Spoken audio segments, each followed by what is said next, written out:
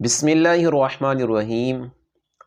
زکوٰۃ ادا کرنا مسلمانوں پہ بہت اہم فریضہ ہے، اسلام کے بنیادی ارکان میں سے ایک رکن ہے کہ زکوٰۃ جو ہے وہ مالدار شخص، صاحب نصاب شخص ادا کرے گا۔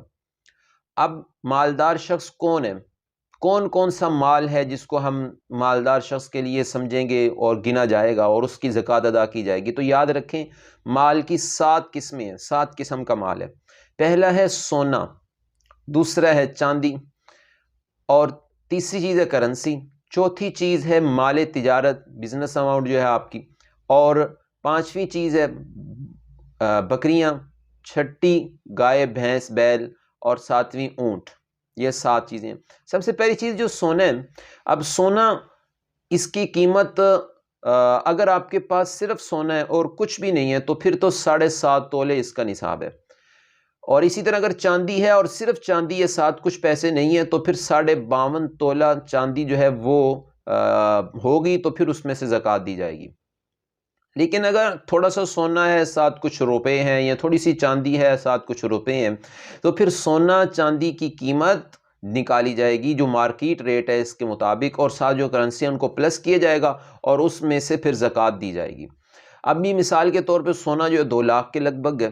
اب یہ 2 لاکھ روپے یا جتنا بھی ہے اس کو، اور ساتھ جو آپ کے پاس 20 25 30 لاکھ ہزار روپے پڑے ہیں، تو آپ ان کو پلس کریں گے، ان میں سے 2.5% جو ہے وہ زکوٰۃ ادا کی جائے گی۔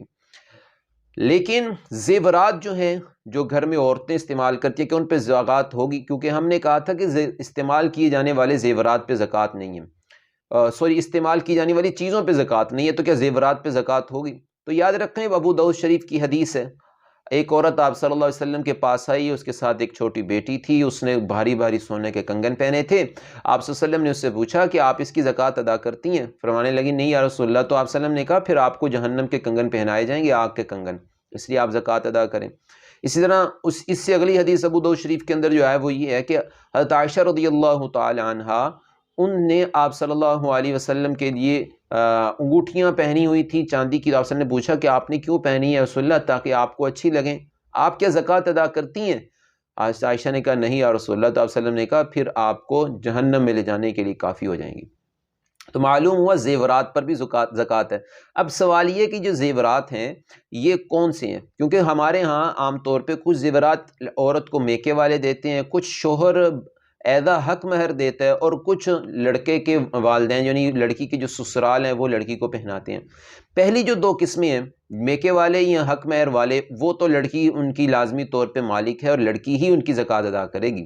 جو تیسری قسم ہے سسرال والی، تو وہ سسرال والوں سے پوچھ لیا جائے گا کہ وہ لڑکے کو انہوں نے دیے ہیں یا لڑکی کو۔ عام طور پہ ہمارے ہاں وہ لڑکے کو اس کو دیے جاتے ہیں، وہ اپنے بیٹے کو دے رہے ہوتے ہیں، لیکن مسلمان جو ہیں وہ زیورات پہنتے نہیں ہیں، ان پہ یہ جائز نہیں ہے، تو اس لیے پھر وہ عورت جو ہے وہ مردوں کے لیے تو جائز نہیں، تو پھر عورت پہن لے گی۔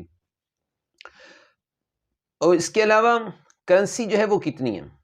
وہ 1,03,000 روپے، جو 52.5 تولہ چاندی ہے اس کا نصاب تقریباً بن رہا ہے اس کے لگ بھگ۔ تو یہ جس کے پاس اتنے پیسے ہیں وہ بھی صاحب نصاب ہے۔ اب چوتھی چیز مال تجارت، بزنس اماؤنٹ جو ہے اس کو دیکھا، ہر وہ چیز جو فروخت کرنے کے لیے آپ کے پاس ہو، آپ نے بیچنی ہو، تو وہ مال تجارت کہلاتی ہے، آپ نے بیچنے کے لیے، منافع کمانے کے لیے رکھی ہے۔ اب یہ ایسا گھر جو آپ اپنے استعمال کے لیے ہے تو اس پہ تو زکوٰۃ نہیں ہے، لیکن اگر آپ نے وہ بیچنے کے لیے رکھا ہوا ہے، ایسا پلاٹ، ایسی زمینیں، ایسی گاڑیاں، ایسی ساری چیزیں جو استعمال کے لیے نہیں بلکہ فروخت کرنے کے لیے، تو ان سب پہ زکوٰۃ ہوگی۔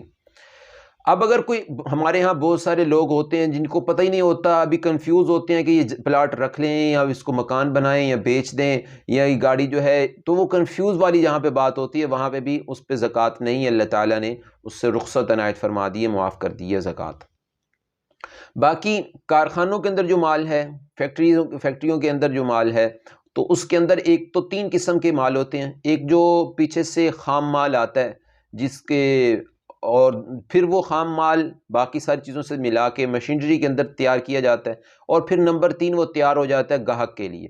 پہلا جو ہے خام مال، اور آخر میں تیار۔ درمیان والا جو مشینری کے اندر مال ہے، یعنی اس پہ جو کاسٹ آ رہی ہے اس کی قیمت نکالی جائے گی، ماہر تجربہ کار لوگ اس کی قیمت نکالیں گے اور اس سے قیمت ادا کی جائے گی۔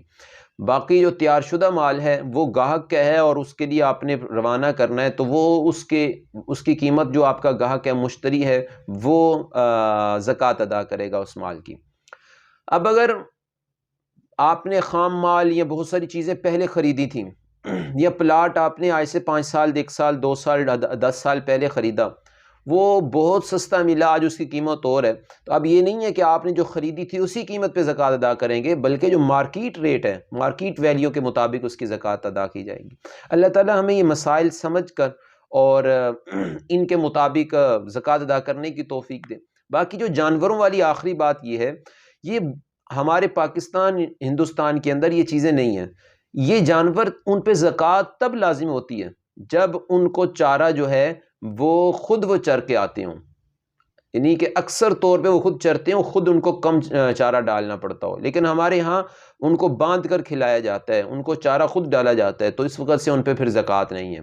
اگر ان کے ہے تو پھر خود چرتے ہیں تو پھر 40 بکریوں کے بعد زکوٰۃ شروع ہو جائے گی، 30 گائے بیل بھینس کے بعد اور 5 اونٹوں کے بعد زکوٰۃ شروع ہو جائے گی۔